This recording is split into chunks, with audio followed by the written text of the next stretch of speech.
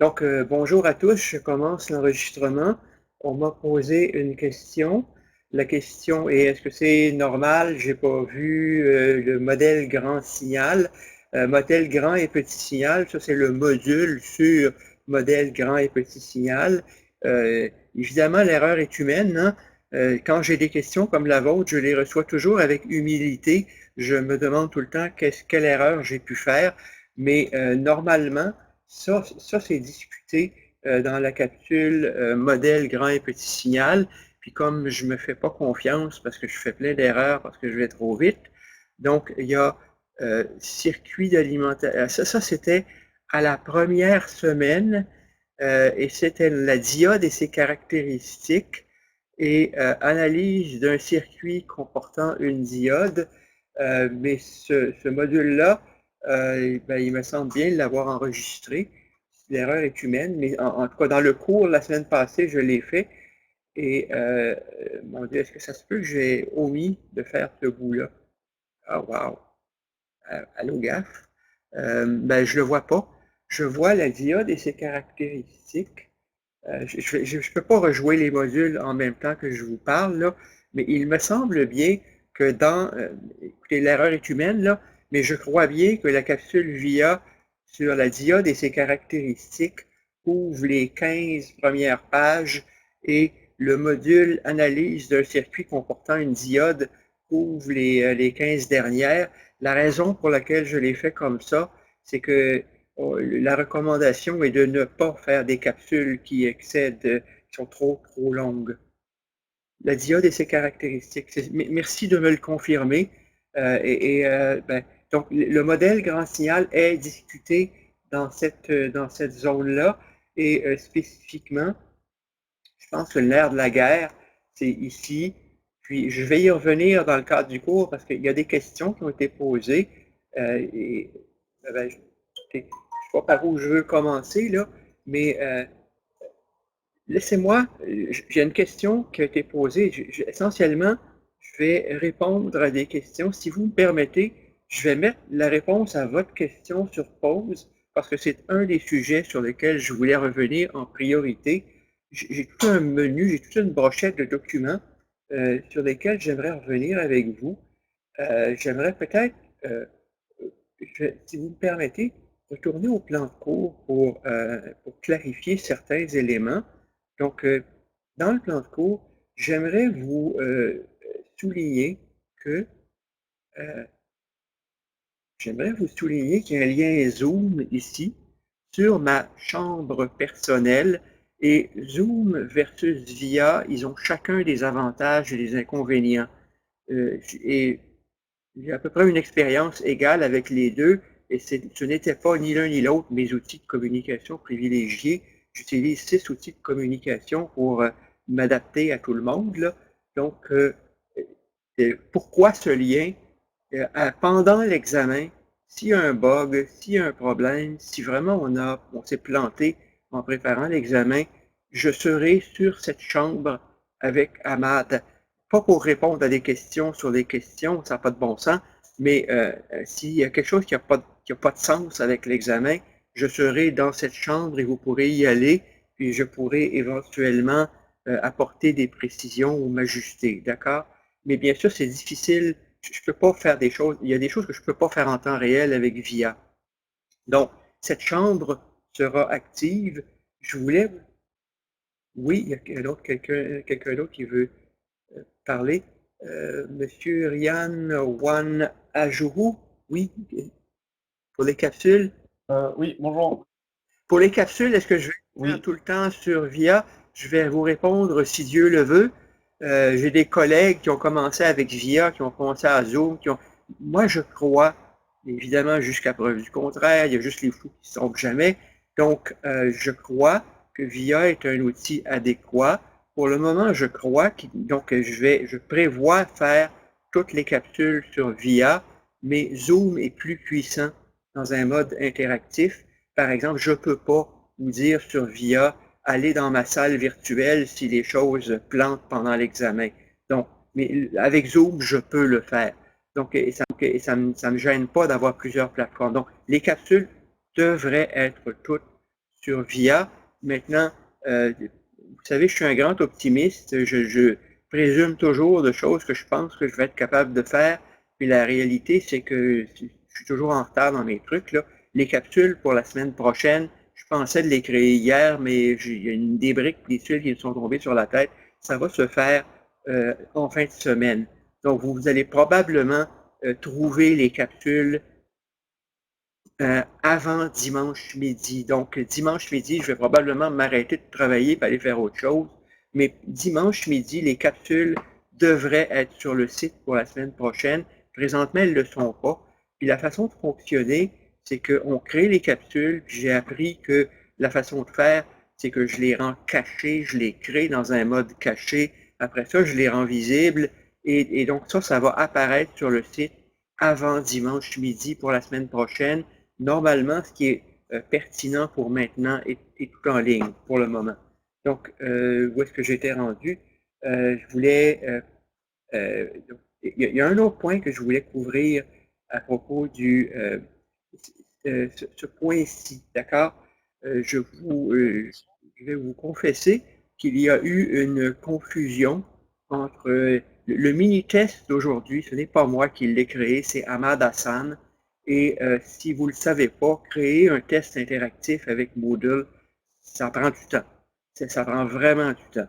Et c'est ça que on va expérimenter. C'est la première fois que je fais ça. C'est la première fois que Ahmad fait ça.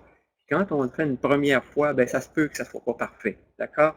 Donc, et quand vous voyez des choses comme ME, mini-test exercice, c'est ce que je vais m'amener le pointeur. Je m'excuse, j'aurais dû le faire avant.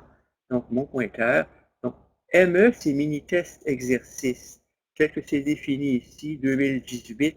Les D, c'est des problèmes de devoir. Vous devez comprendre que les exercices sont des choses qui sont plus faciles. Les problèmes sont des choses qui sont un peu plus difficiles. Disons que les problèmes ont peut-être la corpulence d'un problème d'examen final ou d'un problème d'intra. Les exercices sont plus proches du genre de problème qu'on peut poser dans les mini-tests qu'il va y avoir à chaque semaine. Et les ME, et là, il y a eu une confusion entre Ahmad et moi, je vous le confesse, là, mais présentement, je vais les vérifier parce qu'on ne s'est pas compris, on ne s'est pas entendu, lui et moi. Il est aussi enseignant-éditeur, il peut aussi cacher des choses. Et comme c'est énormément de travail, créer des questions et des solutionnaires, là, il y a quelque chose qui ne devrait pas être visible, qui est visible. Je suis en train de regarder en temps réel, c'est pour ça que je ne vous regarde pas. Et il y a après la section tutoriel LT Spice, il y a une section 14 travaux pratiques. Où elle est? Normalement, il y a un travaux pratiques. Il y a devoirs et exercices. Section 16. Donc, sur le site Moodle, à la section 16, il y a une montagne de choses qui est là, mais la très, très grande majorité est cachée. Cependant, on a les mini-tests exercices. Je les ai rendus. Donc, il y a, attendez un petit peu, il y a des choses qui doivent être visibles pour vous, qui sont les mini-tests exercices, devoirs et problèmes. Et je les rends visibles, Ahmad les cache. Je les rends visibles, Ahmad les cache. Il faudrait qu'on s'aligne, là, mais présentement, ils sont censés être visibles. Et mini-tests exercices sont censés être visibles, puis devoirs, problèmes sont censés être visibles. Et c'est une banque d'exercices. En fait, c'est une banque de vrais mini-tests qui ont été passés pour vrai en classe par tous les étudiants en 2018. Donc, c'est très représentatif des problèmes. Et les devoirs sont des vrais problèmes de devoirs beaucoup plus costauds avec les solutions, parce que les étudiants demandent « elle est où la solution? Elle est où la solution? » Donc, c'est en ligne et c'est disponible. Et les choses que je suggère, parce que bien sûr, c'est beaucoup de travail faire tout ça, là. Donc, les mini-tests, exercices et les devoirs. Puis pour les diodes, ben, la semaine prochaine, il y aura les mini-tests, exercices 2 et 3, et il y aura le devoir 1, les questions 4 et 5 qui sont au niveau de ce que je m'attends de questionner. Donc ça, je vais passer à un autre document. Arun.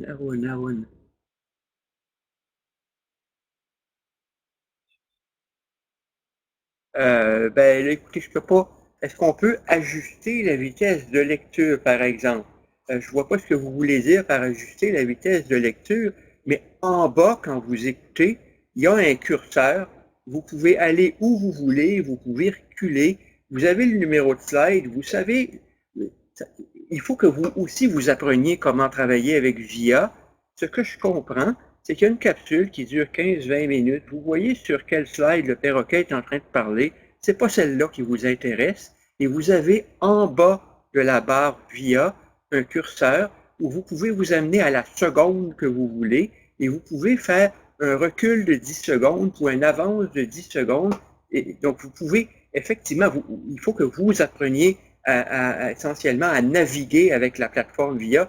Je ne vois pas bien comment ajuster la vitesse va vous aider, mais effectivement, on ne peut pas, comme moi je suis Vidéotron, je peux faire un fast-forward. Je n'ai pas vu cette fonction-là, mais la fonction, c'est glisser le curseur, aller à l'endroit où vous voulez, reculer de 10 secondes, puis vous pouvez le faire autant de fois que vous voulez pour écouter le segment que vous voulez. Et vous voyez sur quel slide je suis en train de parler, et il faut trouver le bon bout dans le discours. Bon, c'est comme ça, c'est une des limites du médium. OK? Alors, d'accord. Je lis le commentaire de Carla. Euh, euh, comprenez une difficulté, hein? Quand on est enseignant, éditeur, créateur de modules, on ne voit pas le module comme vous le voyez. Bon, donc je comprends que l'outil a des limites. OK, pas de problème avec un ordinateur de bureau. Oui, effectivement, je peux réagir à ce commentaire. La performance de la machine sur laquelle vous regardez fait une différence. La grandeur de l'écran avec lequel vous travaillez fait bien sûr une différence. La qualité de votre connexion Internet fait une différence. Puis si vous avez une connexion Internet insuffisante, puis une manière d'avoir une connexion Internet insuffisante, c'est que si vous êtes 5 chez vous, en même temps, à essayer d'écouter des capsules, ben, vous allez vous marcher sur les pieds. Je l'ai découvert par moi-même, d'accord? Donc, je vois, j'arrive pas à lire tous les commentaires en temps réel. Je veux quand même avancer un petit peu dans le cours. Donc, mais les commentaires, vous pouvez les voir, vous pouvez défiler dedans, mais si je veux arriver à quelque chose dans l'heure qui vient, parce qu'il y a une chose que je veux quand même vous dire, là, il y a un module qui est ce module-là où je veux aller, qui est un module question. C'est des choses que j'ai préparées pour aujourd'hui, pour ce matin spécifiquement. Donc, il y a une question, je pense, qui vous préoccupe tous, probablement, ou la majorité d'entre vous. C'est quoi qu'il y a au mini-test aujourd'hui? Sur quoi tu vas nous poser des questions? Bon, avant que je reçoive des tomates puis un tollé de protestation, le mini-test aujourd'hui, comprenez-le comme un coup de pratique. Ça compte pour 1% et vous jouez tous suivant les mêmes règles et on commence, d'accord? Donc, normalement, le mini-test devrait être un encouragement à avoir écouté les capsules pour le cours du jour. Mais comme les capsules de la semaine passée, il n'y a pas eu de semaine avant, donc vous avez comme un 2 dans 1. Donc, les capsules de la semaine 1, les capsules de la semaine 2, donc un test d'écoute, si vous voulez, puis ensuite, un peu un test d'étude, pour savoir si vous avez sérieusement regardé ce matériel. Et aussi, il y a quelque chose qui est très, très lourd et pas gérable pour nous. Avant, on avait des préparations de lab qui étaient vérifiées, qui étaient corrigées. Mais comme les labs sont en virtuel, certains ont été un peu déstabilisés par ça, ben, on ne peut pas vérifier vos préparations de lab, puis n'importe quoi qu'on fait qui est multiplié par 105 étudiants devient rapidement extrêmement lourd en termes de gestion-correction. Donc, si vous voulez, la vérification de votre préparation de lab, ben, ça peut être des questions dans les mini-tests. Et le mini-test d'aujourd'hui, je vous préviens, je crois qu'il est trop long, mais c'est un peu couru et je dois vous dire, c'est vraiment fait comme ça. Pourquoi? Parce que si vous vous mettez, si on prend ce test-là et on vous donne 3 heures, puis vous vous ouvrez une chambre virtuelle Zoom ou par votre médium préféré et vous faites ça en équipe, bien sûr, vous allez tous avoir tous les points. Et la manière de l'empêcher, c'est que le mini-test, je vous préviens aussi tout de suite, pour ceux qui voudraient aller s'essayer à ça, l'ordre des questions est randomisé, les questions objectifs sont randomisées, les questions qui sont paramétrables avec un paramètre sont aussi randomisées. Donc, si vous voulez copier la réponse de quelqu'un d'autre, vous vous plantez royalement. Puis comme il y a 30 questions en 30 minutes, vous n'avez pas le temps. Donc, c'est un peu comme un test que les psychologues font. Il faut que tu répondes un peu sans réfléchir, en réfléchissant le minimum. Et si tu commences à vouloir aller dire « Ah, j'ai tout le matériel en ligne, je n'ai pas besoin d'étudier, je vais aller dans les slides », vous n'aurez juste pas le temps. D'accord? Donc, il faut avoir regardé le matériel avant, et puis c'est censé être des questions faciles. D'accord? Oui, c'est bien ça. Ça veut dire que c'est une question par minute. Donc, tu lis la question, tu cliques la réponse, tu ne le sais pas, tu commences à chercher le matériel. Dans le matériel, ça te prend 5 minutes, puis tu vas faire 6 questions, puis c'est la proportion des points que tu vas avoir. C'est designé comme ça. Et puis comme je n'ai pas les moyens de vous surveiller, puis de toute façon, mes collègues me disent la surveillance en ligne, c'est du pipeau, ça ne marche pas. Et donc, on va s'essayer à le faire à l'examen final. Mais pour les besoins de la cause des mini-tests, je veux un encouragement pour vous de faire une étude progressive et régulière. Ben, c'est comme ça qu'on essaye. Évidemment, on peut s'adapter. Je peux recevoir des critiques. On verra. On va le faire aujourd'hui. Mais je vous préviens, vous allez probablement le trouver trop long. C'est un ensemble de questions faciles. La réponse est dans les slides. Quelqu'un qui a, je vous le dis tout de suite, là, quelqu'un qui a à la banque, qui a tous les modules de slides ouverts avec lui, puis on vit dans un monde non égalitaire. Hein? Si vous avez le questionnaire ouvert dans une fenêtre, puis une autre grande fenêtre avec toutes les PowerPoint, les PDF ouverts, puis vous savez, il faut les avoir ouverts, il faut savoir où l'information se trouve, puis il faut être capable de naviguer en temps réel. Il n'y a juste pas le temps, de faire ça en temps réel si vous n'avez pas étudié. Ce que je veux, c'est que vous les ayez regardés avant, que vous êtes capable de répondre. Donc voilà. Donc j'ai une personne, vous m'a posé cette question-là, j'ai répondu sur le forum, mais j'ai considéré que je sais très bien que c'est une question. D'habitude, la question, elle crève les yeux, puis elle crève l'écran, puis elle vient systématiquement. Une autre question que j'ai eue se rapporte à un problème. Il y a des problèmes en ligne qui sont visibles, qui n'ont pas été masqués, et un de ces problèmes, c'est celui-là. À quoi ça se rapporte? Bien, ceux qui lisent le détail ont découvert que ça se rapporte à Cedra et Smith 5. Là, vous pouvez lire, vous pouvez voir, j'ai hérité dans le matériel pédagogique historique du cours qu'à un moment donné, quelqu'un s'est mis en frais de pirater Cedra et Smith 5 avec un photocopieur, et puis j'en ai hérité, c'est complètement illégal, ok, fine, j'ai ça, et cette question, moi j'ai le Cedra et Smith 5, qui a pendant quelques années, le chargé de cours l'avait mis sur le site, c'est illégal, on ne fait plus ça, et donc, voici la question. Et la question, c'est une question de résistance dynamique de la diode. La question, je vois plein de questions, j'arrive pas en temps réel à le gérer, il y en a juste comme trop, là. Donc, oui, le lab, c'est bien à remettre à la semaine 4. Il n'y a rien à remettre au lab. Il n'y a rien à remettre au lab semaine 1, 2 et 3. Cependant, il y a des questions dans le mini-test. Puis si quelqu'un dit, ben moi je touche pas au mini-test, puis je vais faire ça à semaine 4, ben il sera pas capable de répondre aux questions dans le mini-test, d'accord? Puis si quelqu'un pense qu'il va tout faire ça la dernière semaine, il sera non plus pas capable.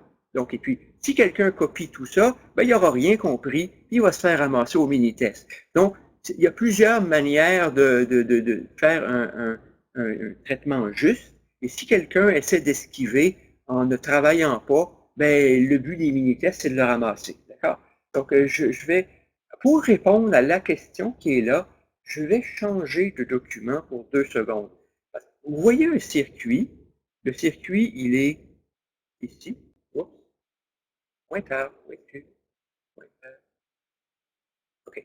Donc, vous voyez un circuit qui est une application de la diode.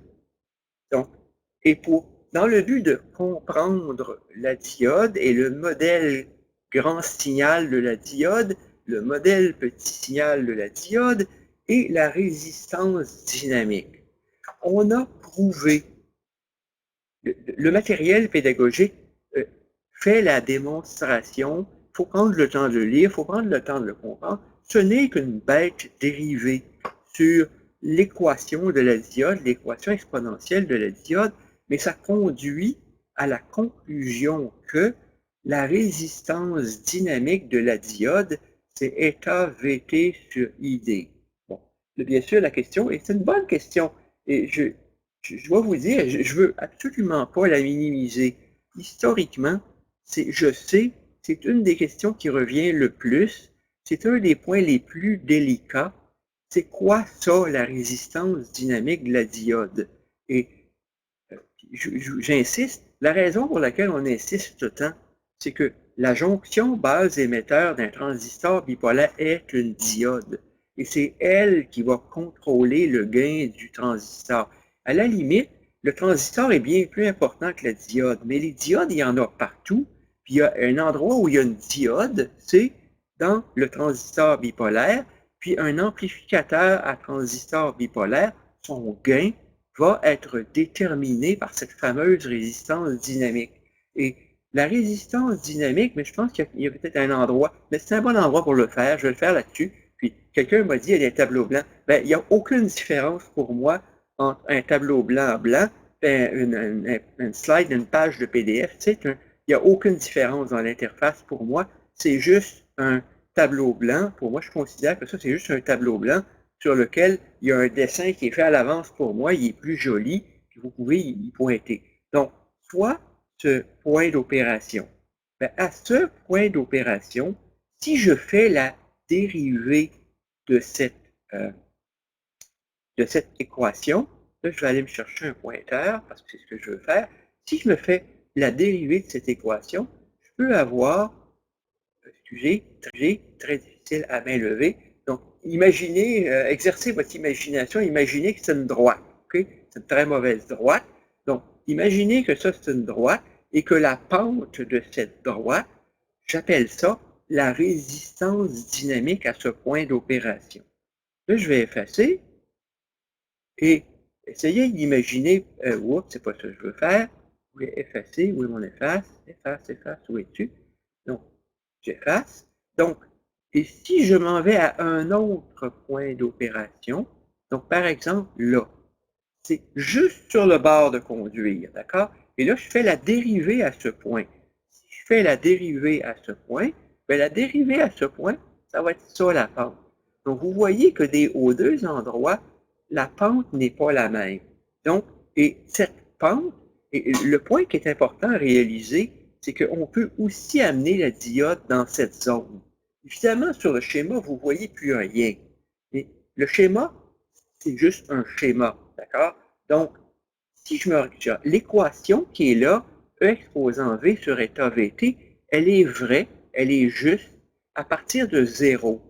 Et dès que, en fait, elle est également vraie en pas de 0, mais j'ai expliqué qu'il y avait un courant de fuite parallèle avec la diode qui n'est pas capturé dans cette équation. Donc, elle est vraie et moins vraie. Donc, le modèle est très approximatif dans cette zone.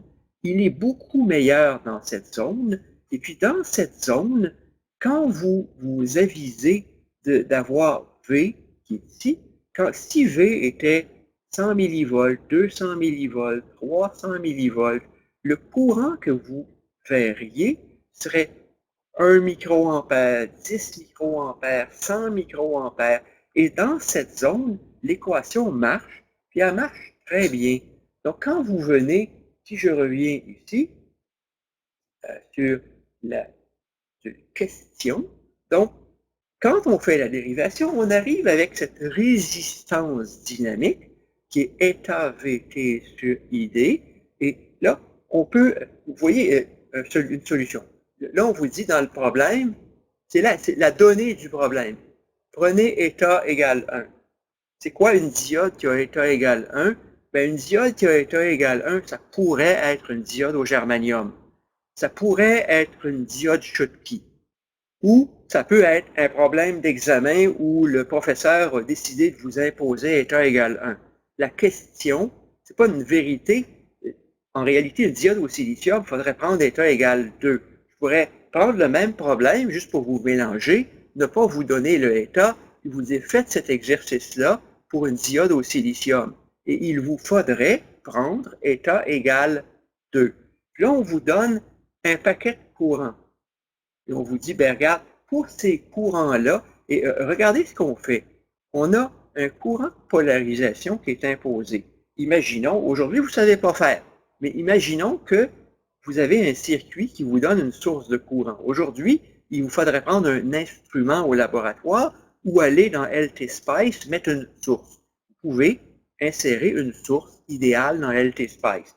Là, vous avez 1 milliampère qui est imposé ici, et vous avez un courant I qu'on va venir retrancher du 1 milliampère. Pourquoi? Et ça, on va le faire tellement de fois dans le cours, mais c'est votre cours circuit.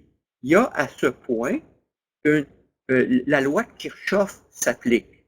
La loi de Kirchhoff s'applique, qui a pour conséquence que, et l'autre chose à réaliser, et l'étudiant m'a posé la question, mais monsieur, je ne comprends pas pourquoi le diviseur résistif va donner RD1 sur RD1 plus RD2. OK, donc là, il faut comprendre l'intention dans le circuit.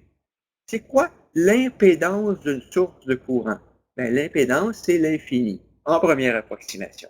C'est quoi l'impédance dynamique d'une source de courant? C'est l'infini. Donc, si ça l'a en mode signal, une impédance infinie, ça a une impédance infinie, quelle est à mi-bande? Et la question, vous l'avez au lab. Et je suis en train de vous donner la réponse d'une question au lab, et c'est une question, à un moment donné, vous devriez savoir ça par réflexe, comme l'alphabet. Vous avez passé le cours de circuit, vous n'avez pas le droit de ne pas avoir ça en sortant du cours de circuit. Un condensateur, ça coupe le DC. Donc, si je mets un signal, donc mettons que je mets un signal DC plus une certaine amplitude, vous pouvez imaginer que c'est un microphone qui a 500 millivolts de polarisation et sur lequel vous venez ajouter votre voix. Donc, vous avez, mettons, vous avez, tiens, je vais faire ça facile parce que j'ai un mauvais crayon, 1 volt, puis j'ai une amplitude ici qui serait le signal qui sort des microphones. Pour que le microphone fonctionne, il a besoin d'une polarisation, par exemple. Et ce microphone a une certaine impédance de sortie, 50 kΩ. Donc, je suis en train d'enrichir le problème pour vous montrer à quoi ça rime tout ça. Bon, et là, je veux prendre le signal qui sort de ce microphone et je veux me faire un atténuateur commandé par un courant. Donc, imaginez que vous avez un microcontrôleur à quelque part, vous mettez une donnée dans un registre. Maintenant, vous ne savez pas. Plus tard, on va vous montrer comment faire. Je vais contrôler la valeur de I et je vais contrôler la valeur de I comme ça vous est montré ici. D'accord? Donc, je vais forcer I, je vais éteindre I, je vais mettre I à 1 microampère jusqu'à 1 milliampère. Donc, vous venez contrôler la valeur de I. Vous pouvez tout à fait faire ça avec LT-Spice, même si vous ne savez pas construire des sources de courant encore. Et là, qu'est-ce que vous allez avoir comme montage? Ben, si vous êtes, je vais effacer un peu, là. Je vais effacer un peu le tableau. Donc, j'efface un peu, j'efface un peu. Et là, je m'en vais en mode signal. Donc, en mode signal, je reviens avec mon crayon. en mode signal, ça c'est un court-circuit, ça c'est un court-circuit en mode signal à mi-bande, ça devient un circuit ouvert, ça devient un circuit ouvert. Il vous reste quoi? Il vous reste une diode D1 puis une diode D2. Puis une fois que vous avez établi vos courants, vous pouvez trouver la résistance dynamique de D2, RD2, avec la formule qui est là. Et comment le courant va se répartir? Bien, si j'ai 1, puis j'ai si j'ai 1 ici, puis j'ai 0,5 là, ben, il va avoir 0,5 dans l'autre. Le courant va se diviser en deux, c'est Kirchhoff.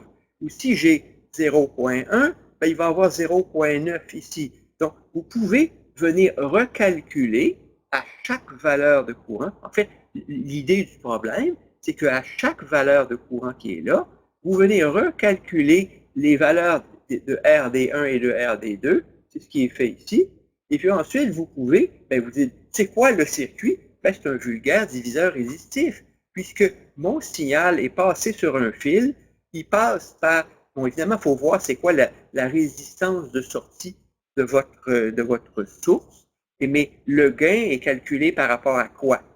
Là, je suis en train de mettre ensemble tous les concepts qu'on a vus déjà depuis 2 semaines, cette semaine, la semaine passée. Donc, mettons que je demande quel est le gain par rapport à ce point. Si je demande quel est le gain par rapport à ce point, la chute dans la source de votre microphone, la chute dans l'impédance de sortie de votre microphone, j'en fais abstraction. Si je vous demande c'est quoi V0 sur VI, le fait qu'il y ait une perte dans la résistance de sortie de votre source est enlevé. Ça s'élimine mathématiquement. Donc, le rapport entre Vout et VI devient donc RD1 sur RD. Oups, il y a une erreur. Intéressant. Juste une petite seconde. Juste une petite seconde. Regardez, c'est pas fait cette solution-là. Elle est là depuis toujours. Et puis, ça me fascine tout à fait. Et regardez, quand je le fais pour vrai, je découvre des bugs. Et en le faisant pour vrai, je suis en train de le faire pour vrai avec vous. La personne qui a écrit ça, le prof du moment, il y a X années, ben, il s'est planté. D'accord? Donc, le diviseur, c'est RD2. C'est RD2 sur RD1 plus RD2. Le signal que vous allez avoir sur Vout, et là, je viens de voir qu'il y a une erreur, c'est fascinant. Je ne l'avais pas vu avant. Et puis, non, je n'ai pas fait le problème avant. Puis non, c'est pas moi qui ai fait la solution. Donc, il y a une erreur. Et l'erreur, elle est ici. Elle est dans l'indice. Je m'excuse. Elle est dans l'indice en haut ici. Ce qui veut dire que, garbage in, garbage out, si la personne qui a fait cette solution a vraiment calculé son tableau avec sa formule erronée, ben, tout est erroné. Voilà. Donc, mais l'idée qui est oui, je peux faire des erreurs. Oui, le prof de cette année-là peut faire des erreurs, ou c'était peut-être un étudiant qui a eu un A étoile cette année-là qui a fait la solution. Tout le monde peut faire des erreurs, d'accord? Donc, mais ce qui est important, c'est le principe. Donc, court-circuit, il y a un court-circuit ici, il y a un court-circuit là, il y a un circuit ouvert là, il y a un circuit ouvert là. J'ai une résistance RD1, j'ai une résistance RD1, j'ai une résistance RD2, et c'est un montage où il y a RD1, RD2, et ce que je devrais avoir en sortie, c'est RD2 sur RD1 plus RD2. Donc, la fraction que vous allez récupérer, c'est un diviseur résistif, et la formule devrait être RD2 sur RD1 plus RD2, et il y a une erreur dans la solution, je ne l'ai pas vue avant, et bon, c'est un problème de la vraie vie. Donc, d'accord? Le sens du courant. Très, très, très bonne question. Tout le modèle fait l'hypothèse que les deux diodes sont polarisées en direct. D'accord? Donc, il y a quelque chose qui est correct dans ce problème-là. On va aller effacer. On va aller effacer. Tout ce problème-là est fondé sur l'hypothèse que je n'ai pas énoncée, que D1 et D2 sont en polarisation directe. Donc, vous avez mis 1 milliampère au total, fait, c'est la donnée du problème. Vous imposez 1 milliampère au total. Donc, le milliampère, il faut qu'il aille quelque part. Il ne peut pas aller dans le condensateur, il ne peut pas aller dans le condensateur. Il doit donc se diviser en deux composantes, ID1 plus ID2. Donc, 1 milliampère est égal à ID1 plus ID2. Donc, 1 égale à I. Excusez-moi pour les indices et tout ce que vous voulez, là, je ne suis pas capable avec ça. ID1 plus ID2. OK? Donc, voilà. Donc, I est égal à, pas 1, mais oui, ben, I est égal à 1. Bon, ça va bien. 1. Donc, 1 est égal à ID1 plus ID2. Et en venant dire que ID2, pardon, si j'ai 1 milliampère ici et que j'ai I ici qui est là, ben forcément, le courant va se diviser suivant cette formule.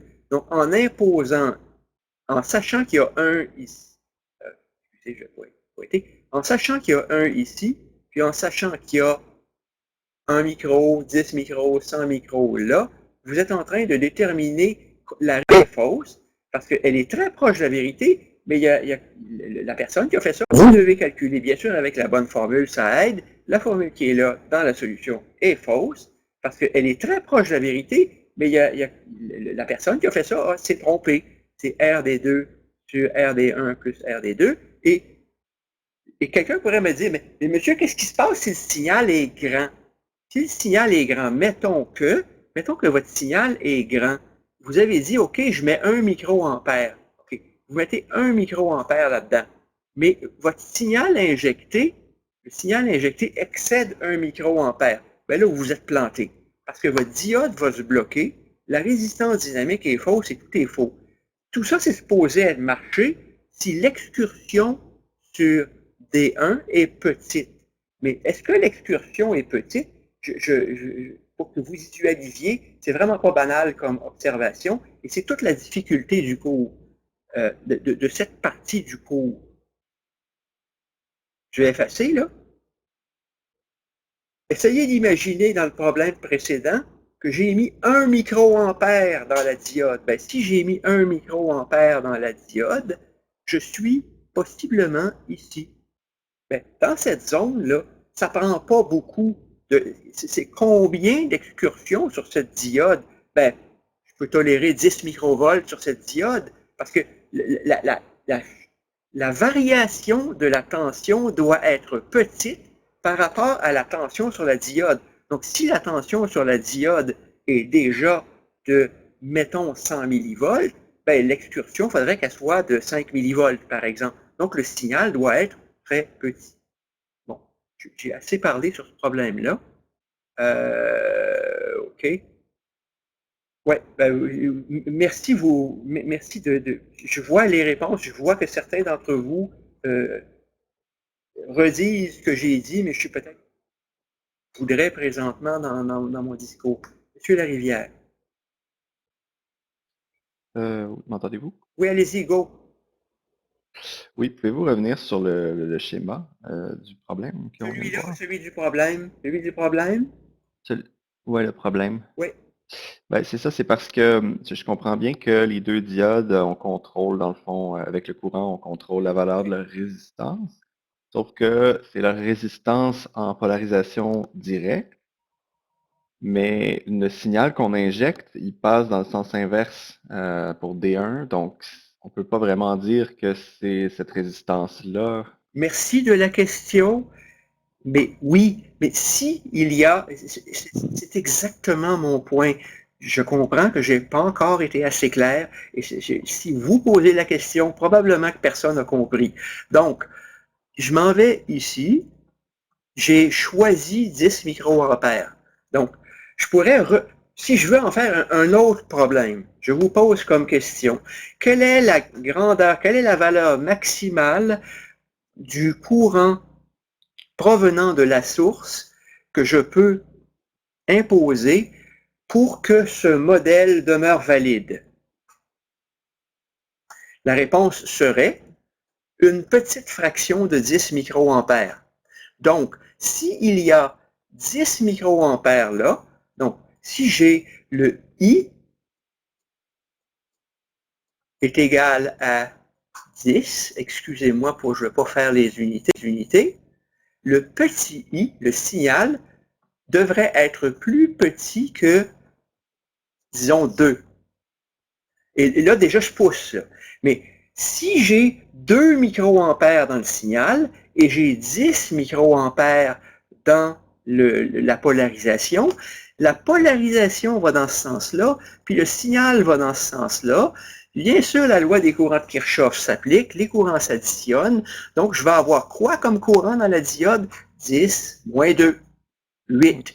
8 direct. Donc, et vous touchez le nerf de la guerre.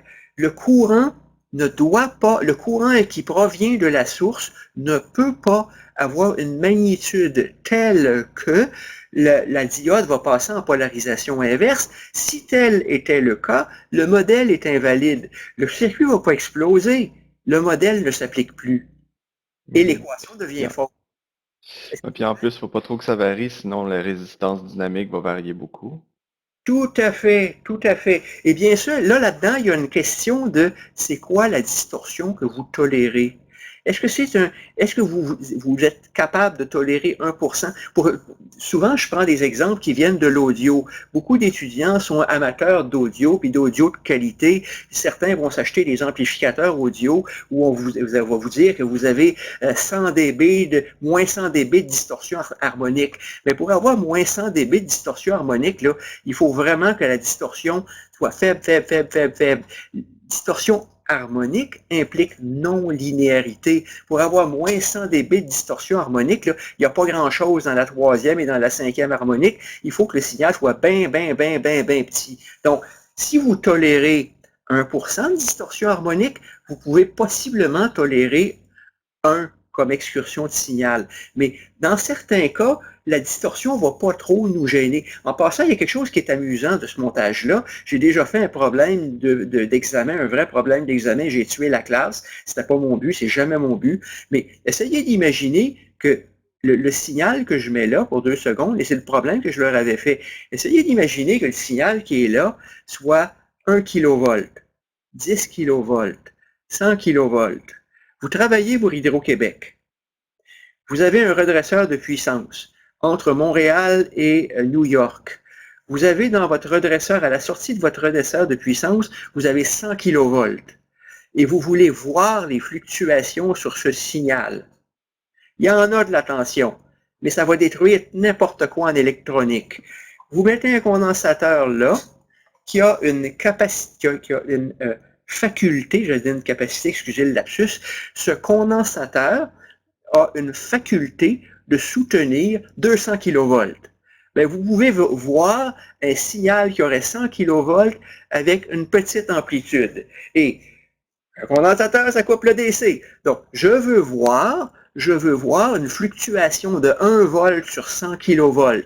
Mon signal serait 100 kV plus ou moins 1 volt.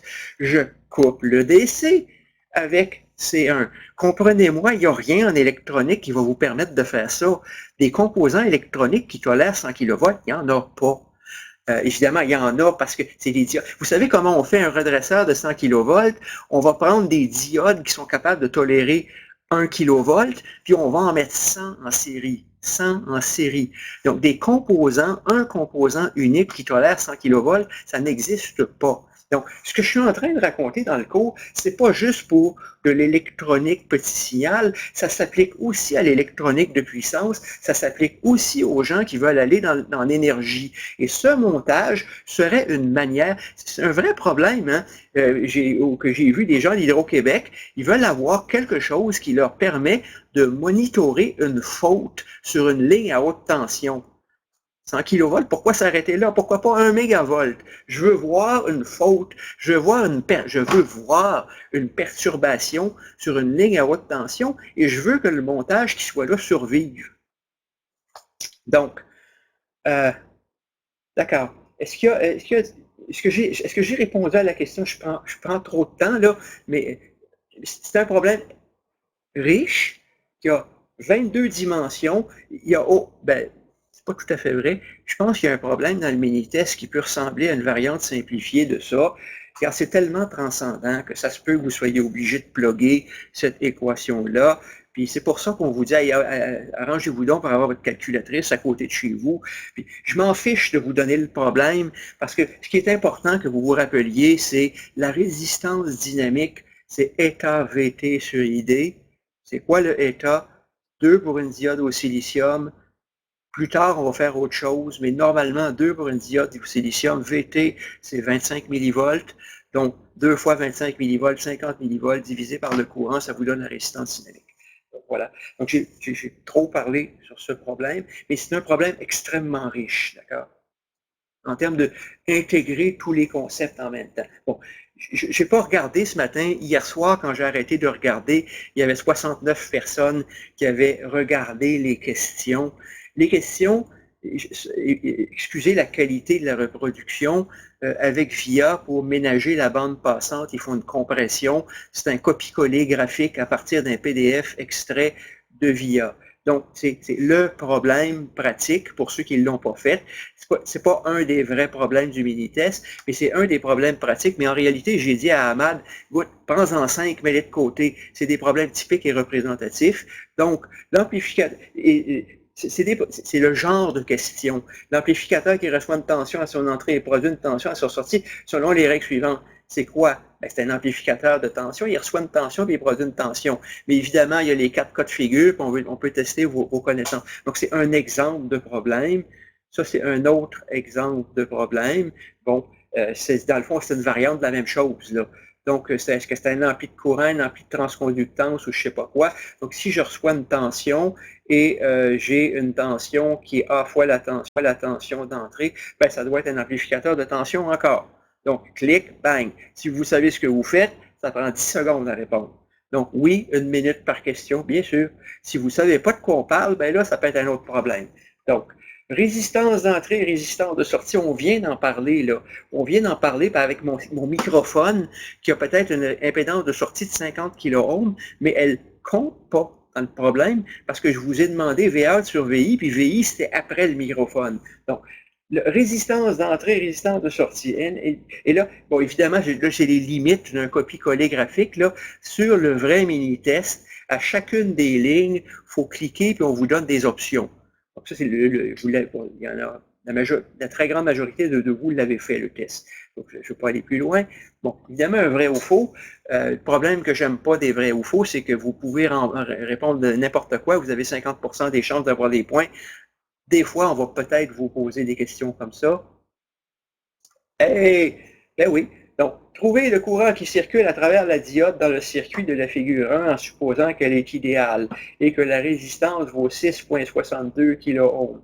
Bon, je ne sais pas comment est arrivé à ce chiffre-là, mais bien sûr, on va, quand on ne spécifie pas, ben on vous ramène aux hypothèses par défaut. Donc, ça va être quoi le ID? Ben, supposer que la tension, la diode est polarisée en direct, il y a 0,7 volts dedans, 10 moins 0,7, 9,3, 9,3 divisé par la résistance. Alors, regardons ça, je pense bien que c'est 1,5. Donc, c'est truqué, là. Et puis, évidemment, c'est quoi le courant en milliampères? Donc, évidemment, c'est des volts sur des kiloohms, donc des milliampères. Vous devez choisir c'est quoi l'unité. Bon, on a une place pour se tromper. Et puis, c'est quoi la valeur? Donc, ça, c'est un exemple de problème simplet. Ce sont des problèmes simplets, d'accord? Voilà, j'ai fait le tour de ce que j'avais là. Je ne sais pas s'il y a des... je m'excuse, est-ce qu'il y a une question un petit peu?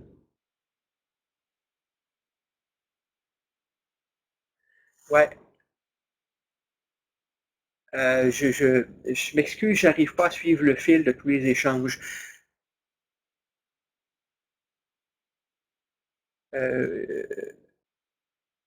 Une diode idéale, c'est bon point, bon point. Écoutez, c'est toujours difficile en passant de parler et d'écrire, et je lis pas. Donc, je suis comme dans un état second et je ne lis pas. Merci d'avoir posé la question. Je suis tout à fait possible pour moi de m'être planté, là, et puis j'aurais 0. Et évidemment, hein, il faut lire les questions, bien sûr. Est-ce que j'ai lu la question? Non, pas vraiment. Donc, j'ai présumé de la question.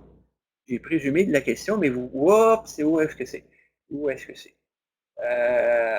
C'était dans question. C'était dans question. C'était dans question.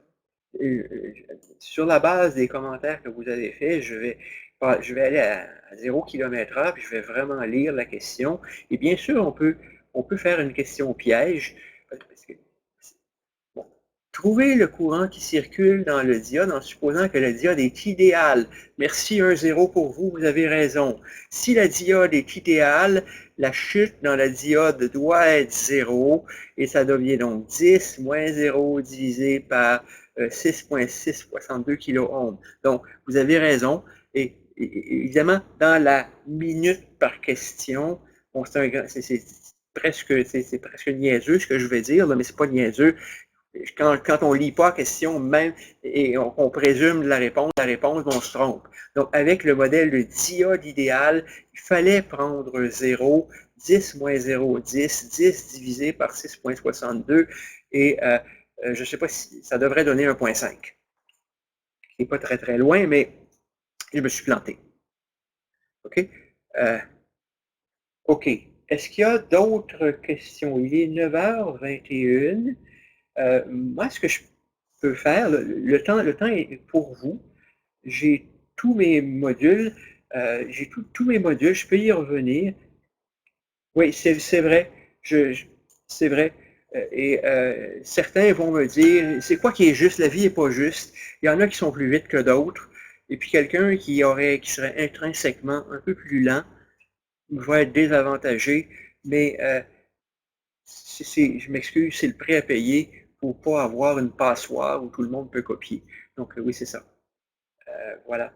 Donc prenez le temps de bien lire chaque question et je ne vais pas vous couper la tête si vous avez seulement 20 bonnes réponses sur 30, puis de toute façon, c'est 1%. Puis le plus mauvais de ces tests-là ne comptera pas. Est-ce qu'il y a d'autres... Donc moi, il n'y a personne qui m'attend, je suis là pour vous, je reste en ligne, l'enregistrement tourne. Je peux arrêter l'enregistrement si vous voulez. Je vais voir.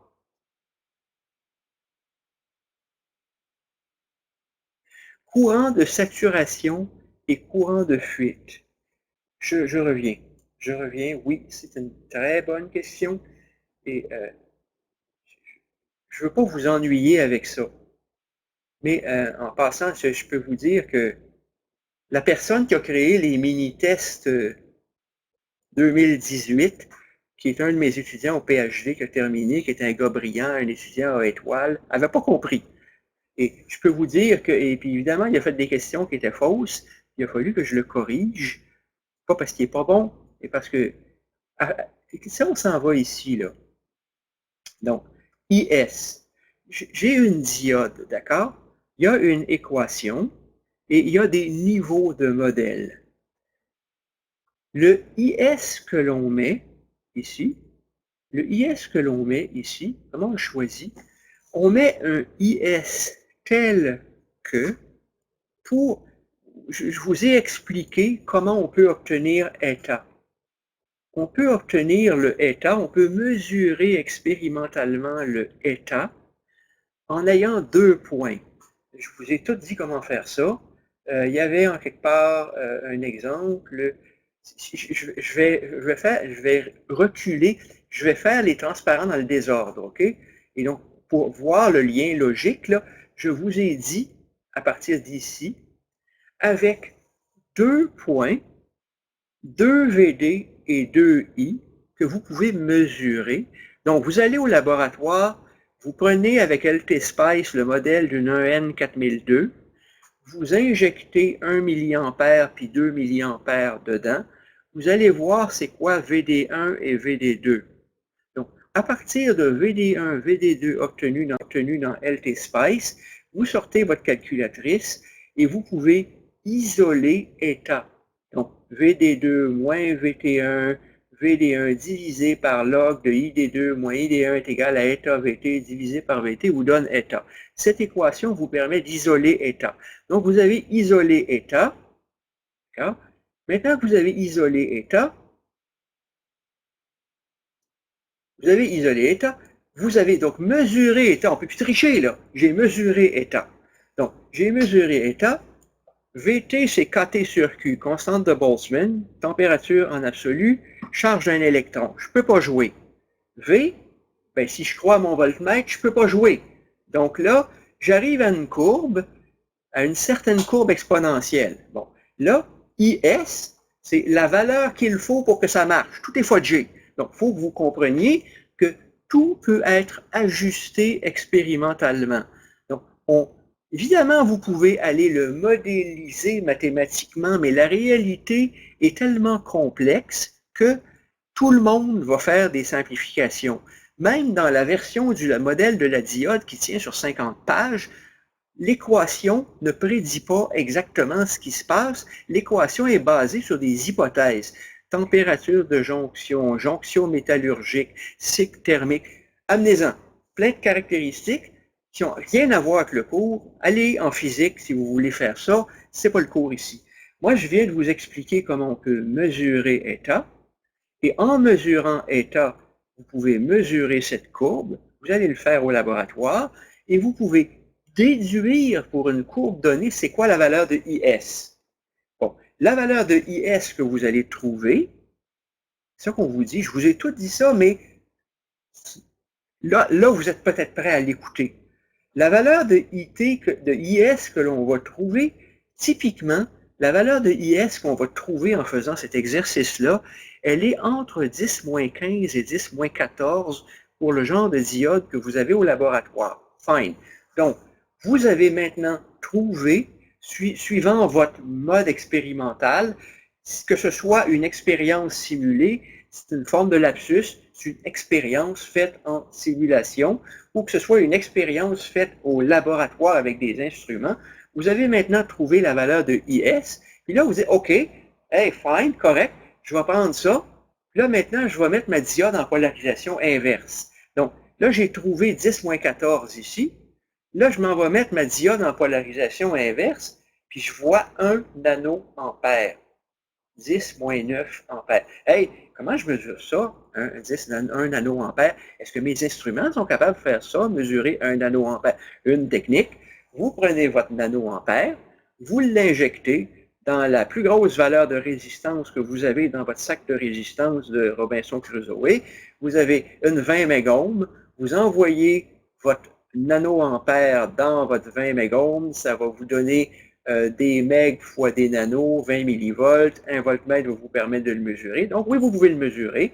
Donc je peux aller mesurer mon nanoampère, mon 2 nanoampères, mon 5 nanoampères. LT Spice n'a aucun problème de vous le montrer, le nanoampère. Puis là, vous dites, hey, c'est quoi le problème? C'est quoi la pogne? Je vais mesurer que le courant en polarisation inverse est 1 nanoampère, mais si je mets 1 nanoampère là-dedans, la courbe de la diode, elle ne marche pas partout. Elle devrait décoller à 200 millivolts. Donc, il y a un mismatch. Donc, on a besoin, le modèle est à peu près correct, mais le IS qu'il faut pour que le modèle fit dans la zone directe dit que IS vaut 10-14 à peu près. Ça dépend du dispositif, bien sûr. C'est une propriété qui dépend du dispositif. Vous avez 3 modèles que vous allez essayer au lab, vous pourrez le refaire pour les 3. Vous allez trouver 3 valeurs de IS différentes. Puis là, vous allez en polarisation directe, ça ne marche pas. Comment l'expliquer? Ben, c'est que mon modèle exponentiel, là, il manque quelque chose. Aux jonctions, il y a des courants de fuite. Il y a d'autres phénomènes physiques que le phénomène physique d'équilibre entre un courant de dérive et un courant de diffusion. Le modèle diode, équilibre entre courant de dérive et courant de diffusion, ce n'est qu'une partie de l'histoire. Et il y a une autre partie de l'histoire qui est le courant de fuite dans un objet physique concret. Par exemple, si je regarde cette jonction comme un diélectrique, elle a quand même un courant de fuite. Ça ne devrait pas passer, mais il y a de l'agitation thermique. Il y a un certain courant de fuite qui n'a pas été modélisé. Donc, excusez la longue réponse, mais la longue réponse pour vous dire que ben, j'ai comme besoin de 2 valeurs de IS, mais j'ai juste une équation. J'espère avoir répondu.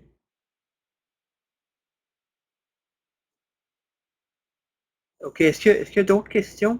Écoutez, là, normalement, je devrais bien sûr vous libérer, mais je suis là pour vous, hein. Mon but, c'est de vous... Je me dis, être ingénieur, c'est génial. Quand on est ingénieur, parce que tu peux être un scientifique, mais tes modèles, ils ne fit à rien. Puis l'art de l'ingénieur, c'est trouver, faire comment faire marcher le bon modèle dans la bonne plage. J'ai aussi lu un truc à un moment donné, qui est un brin de sagesse qu'un concepteur en ordinateur disait. Il dit n'importe quelle architecture d'ordinateur, quand vous tentez d'en faire le scaling sur plus de 3 ordres de grandeur, elle ne marche pas.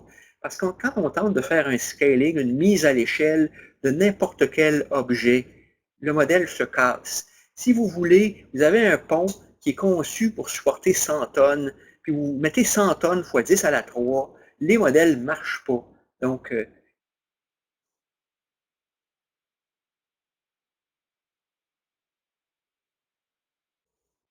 ouais, ben, oui, je comprends. Je comprends très bien le commentaire, je comprends très bien la critique. Et non, je ne m'attends pas. Je ne m'attends pas à ce que vous dédiez votre vie à ce cours, mais je peux vous dire mon expérience. Je peux vous dire mon expérience, c'est que j'ai des collègues qui sont pires que moi, puis à la fin de la journée, vous, les étudiants, allez répartir votre temps pour survivre.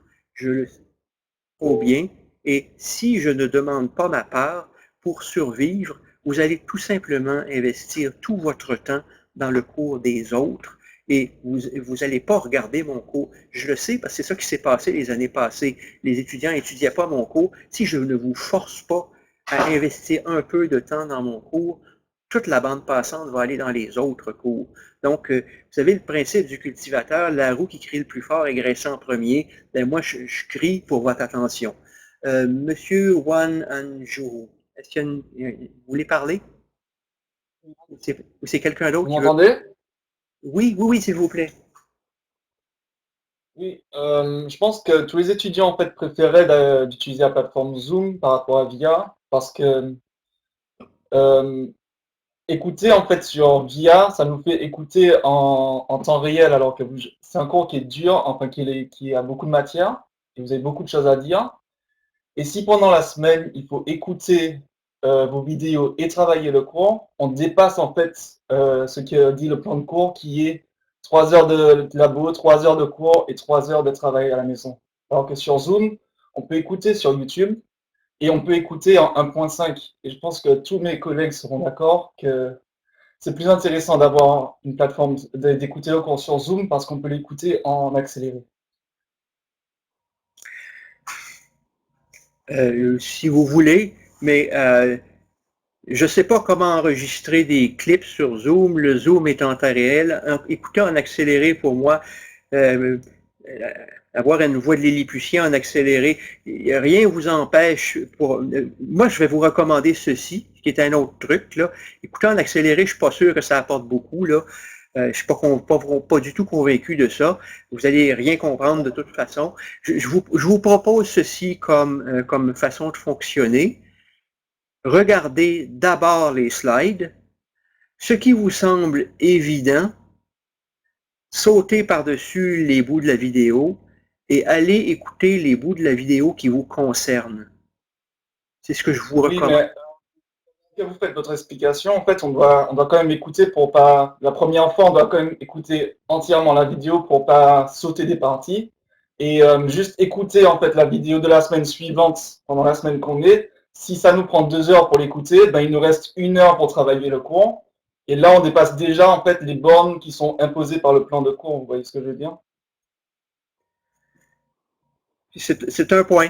C'est un point. Je n'ai pas prévu d'aller là, puis je ne pense pas aller là. C'est mon choix. D'accord.